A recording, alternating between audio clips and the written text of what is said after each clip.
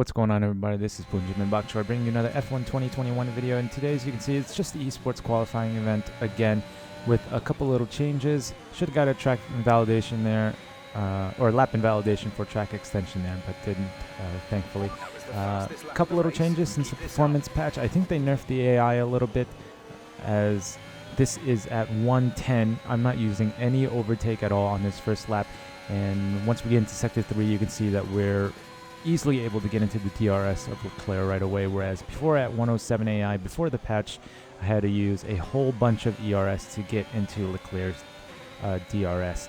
And as you can see right now on the bottom right hand corner, 50% brake bias is usable again. Not at all tracks. I've done a little bit of testing, and it works better at some tracks, and not so much better at other tracks, but at Austria it works really well. And I think with the AI nerf, it's made this Esports Qualifying Event a little bit easier. It's still a little difficult, but as you can see right here, we are under 7/10 behind Leclerc right now without using any overtake at all on this first lap, and we are easily into his DRS. And because of that, I use a little bit of a different strategy. I mean, I guess it's the same strategy. Still try to overtake Leclerc and Ricciardo as fast as possible, but with the AI nerf, I assume, and with the ability to use 50% brake bias again, now it's much easier to overtake these guys, and I believe I achieved a fastest lap this time around, and I think it was almost half a second quicker. So I'm not sure if that's because of the nerf on the AI, if it's the brake bias making me able to go into corners a little bit easier and carry more speed. But whatever the case is, after this previous performance patch that brought in the Imola circuit and the Red Bull livery, I feel like I am much quicker on this track, and I was able to beat this qualifying event at 110 AI, so I just wanted to put it up for you guys to kind of see how I handled it, and if you're having any trouble with it, maybe you can pick up one or two things that might help you with your runs. And we're even quick enough to get into Perez's DRS here on this first lap. I'm not quite sure how long it took me to overtake these guys in my first go around at 107, but it was much easier this time around. And the strategy is still get out in front of them as quick as possible, but in the previous video where I was using a lot of the ERS right away to try to catch up to those guys in front of me, now I can kind of just push with the car in medium ERS deployment on that first lap, and you can catch the guys in front of you pretty easily on that first lap. So again, now once you get past Leclerc and Ricciardo, just trying to get out in front of Perez as fast as possible. Our best time is a 105.1, which is an improvement, I think, from a 105.4 or 105.5 from the first run.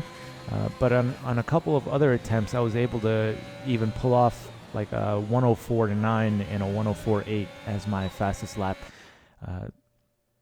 Just pausing the game here for a second because I wasn't sure if I was recording or not. So just had to stop the recording and then start the recording again. But yeah, what was I saying? Oh yeah. So yeah, with the performance patch, this qualifying event is a little bit more doable, and as you can see also now, Ricciardo and Leclerc behind us have fallen back quite a bit. Again, before the performance patch, they were able to, or at the very least Ricciardo was able to keep up with me pretty well and stay within my DRS at 107 difficulty, and now he's almost 3 seconds behind me. Same with Perez. Before the patch, he was battling me pretty much until the end of the race, and as you can see in a little bit here, we do start pulling away. He does still manage to stay within DRS, but he's not fighting us to the corners like he was at 107 difficulty, and I don't believe that I got that much better at this game in a couple days, because the jump from 107 to 110 is actually quite a bit. I think it's bigger than a jump from, like, say 90 to 100. 90 to 100, the AI doesn't get that much faster, but a jump from 107 to 110 is much more difficult. So you can see Perez, Perez still within our DRS and kind of in the mirror here, but he's not making any dives on the inside or really trying hard to make any overtaking attempts. I do kind of get a little bit sloppy towards the end of the race here because the closer I get to finishing it, the more anxious I get. And I think that does allow Perez to stay a little bit closer to us. But as you can see now, Ricardo is almost 3.5 seconds behind us, which is a lot further back than he was pre-patch. So they must have nerfed the AI because I don't think I'm that much quicker than I was last week. And I don't know how to explain it. They must have nerfed the AI is all I can say. Unless the brake bias, the 50% brake bias is really that OP that it's allowing me to go that much quicker, but I'm not sure. The setup here, I believe, is the same. I think I just upped the front wing from 8 to 9. I think I used 8.5 wings before, and I think this run has 9.5 wings just to add a little bit more rotation now, and because I'm not having to worry about locking up, I like to make the car as oversteery as possible to get around the corners as quick as possible. I think that's what was making me not drive quite as well as I was in the 2020 game, is because the cars were a little bit more, well, not a little bit more, way more understeery than they were last year. But now that the 50% BB is usable again, it's made this a little bit easier for me. And now we are on the last lap, and as you can see, I think our gap to Hamilton is even smaller than it was at the attempt at 107. I think we finished about 11 seconds behind Hamilton, and now we are at about 10.5 seconds behind Hamilton.